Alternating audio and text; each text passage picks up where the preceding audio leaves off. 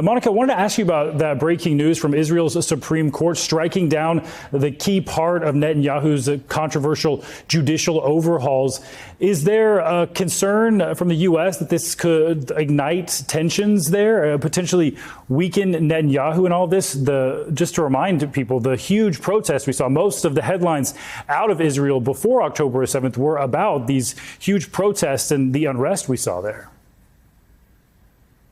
Mass protest, Stephen, and that was something that at the time in the last year or so that the U.S. had been worried about in terms of destabilizing the country. Much of that was put aside, as you mentioned, after October 7th and the terrorist attacks in Israel. So what we saw in terms of the disruption and all of those mass protests and that expression really had been put to the side. And now with this new ruling, there is a renewed fear that that could come back up because this is a very divisive issue. This thing certainly that Prime Minister Netanyahu has staked a lot of his political capital on. So there is always, from the U.S. perspective, this question about who is leading Israel and how the United States can work with them. But after those attacks, and of course, certainly after Hamas murdered those Israelis, and including American citizens and other foreign nationals, the priority was to really make sure that the U.S. was continuing to support Israel. The president has been steadfast in that, even though